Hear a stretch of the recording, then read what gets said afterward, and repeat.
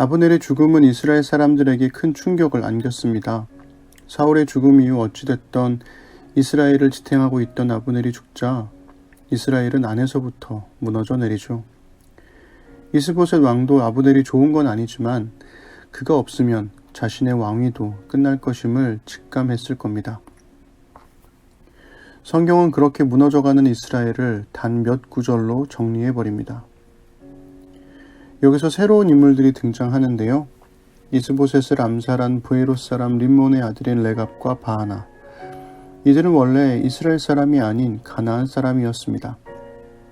여호수아 9장에 보면 여호수아를 속이고 이스라엘 군대와 평화조약을 맺은 4개의 희위 족속 중 하나가 브에롯이었죠. 브에롯을 비롯한 기브온, 기럇 여아림, 급이라는 모두 베냐민 땅에 속하게 되었고 그 후 300년간 이민자의 삶을 살아왔던 겁니다. 사무엘하는 레갑과 바하나가 브에롯 사람이라는 것을 2번이나 반복하며 강조하죠. 군대 장관 아브넬이 죽자 레갑과 바하나는 낮잠 시간에 잠든 이스보셋 왕을 죽인 후에 그의 머리를 잘라 다윗에게 들고 갑니다. 여기서 6절과 7절은 서로 다른 이야기를 하는 것처럼 보이는데요. 6절은 배를 찔러 죽였다 하고 7절은 죽인 후에 머리를 잘랐다고 말하죠. 히브리어 본문은 더 이상합니다. 레갑과 바하나가 남자인데도 히브리어 본문은 그녀들은 집 안에 들어갔다고 썼고 밀을 나르는 남자들이라고 또 썼습니다. 우리가 읽은 새 번역은 최대한 부드럽게 번역하려고 노력한 흔적이 보입니다. 김구원 교수님은 이 본문을 그들은 밀을 나르는 여자들로 위장하여 그 집 안으로 들어갔다라고 번역하면서 6절은 두 사람이 어떻게 들키지 않고 이스보셋의 왕국에 들어갔는지에 초점을 두고 7절은 이스보셋을 어떻게 죽였는지에 초점을 두었다고 제안합니다.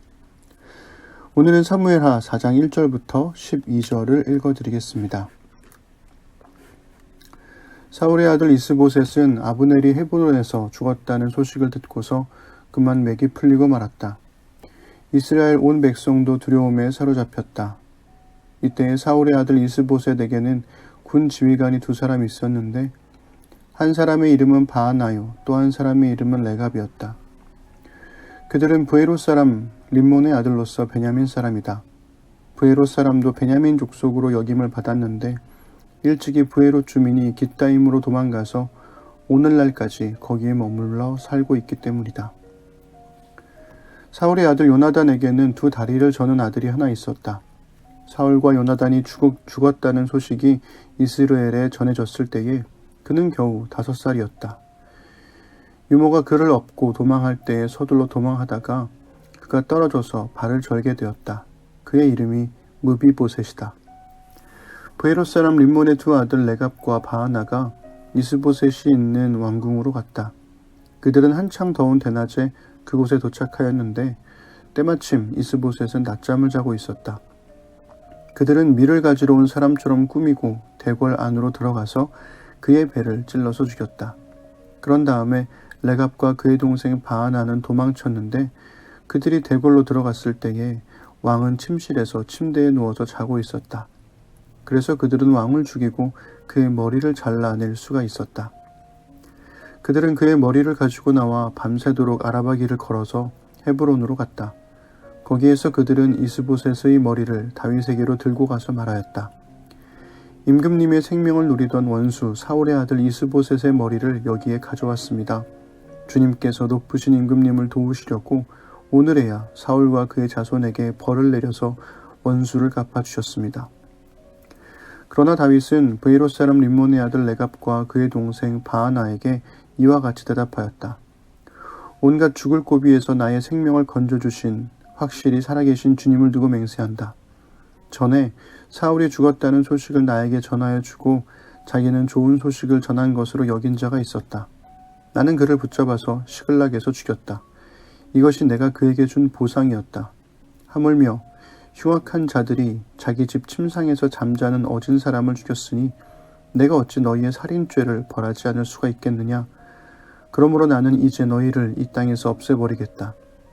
다윗이 젊은이들에게 명령하니 젊은이들이 그 2 사람을 죽이고 그들의 손과 발을 모조리 잘라낸 다음에 그들의 죽음을 헤브론의 연못가에 달아매었다.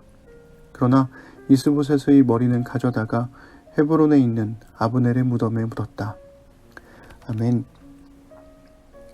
레갑과 바하나는 왜 이스보셋을 죽였던 걸까요? 사무엘하 21장에 보면 오래전 사울이 베냐민 땅에 살게 된 부에롯을 비롯한 4개의 희위 족속을 죽이려 했던 이야기가 나오는데요. 아마도 이들은 비록 베냐민 땅에 정착했지만 사울 집안에 대한 오랜 원한이 있었던 것으로 보입니다. 게다가 아브넬이 죽었으니 자신들도 살 길을 찾기 위해 이스보셋의 머리를 들고 다윗을 찾아갔을 겁니다. 사무엘하 1장부터 지금까지 다윗은 용서했는데 주변 사람들이 계속 이간질을 하는 상황이 반복됩니다. 사울과 다윗 사이를 이간질하며 사울의 왕관과 팔찌를 가져온 아말렉 사람, 사울의 집과 다윗 사이를 이간질하며 아브넬을 죽인 요압, 그리고 사울의 아들 이스보셋과 다윗 사이를 이간질하며 이스보셋의 머리를 가져온 부에롯의 2 아들 레갑과 바하나. 이들은 모두 다윗을 왕으로 세우실 하나님의 뜻을 자신이 이루어드리는 거라고 말하지만 사실은 모두 자기 욕심에 따라 하나님의 뜻을 이용하는 거였습니다. 다윗은 그럴 마음이 전혀 없었는데도 말이죠. 하나님께서 다윗을 통해 세우실 나라는 누군가의 욕망으로 세울 수 있는 나라가 아닙니다. 누군가의 계획과 전략으로 세울 수 있는 것도 아니죠. 목적이 수단을 정당화하지 않는 나라이고 정당화할 수도 없는 나라입니다. 하나님은 하나님의 때에 하나님의 방법대로 하나님의 뜻에 따라 당신의 나라를 세워가실 겁니다. 그런데 이스보셋이 어떻게 죽게 되었는지를 말하다가 뜬금없이 4절에서 요나단의 아들 무비보셋이 등장합니다. 사울의 장자인 요나단의 아들이니 무비보셋이야말로 왕실의 적통인 셈인데요. 안타깝게도 그는 아버지 요나단의 죽음 소식을 듣고 도망치던 길에 유모가 그를 떨어뜨려서 평생 절름발이가 된 신세였습니다. 그런데 바로 그 불우한 사고 때문에 무비보셋은 살아남을 수 있었죠. 만약 절름발이가 아니었다면 무비보셋이 이스보셋보다 더 우위에 서며 치열한 왕권 다툼의 희생양이 되었을 테고 어쩌면 레갑과 바하나의 손에 살해당할 명단에 올라왔을지도 모릅니다. 사울의 나라는 이렇게 무너져 내렸습니다. 하나님의 뜻은 사람의 욕망으로 무너질 수도 있는 것처럼 보이지만 오히려 사람의 욕망에도 불구하고 흔들림 없이 이루어져 갑니다. 그 하나님을 신뢰하십시다.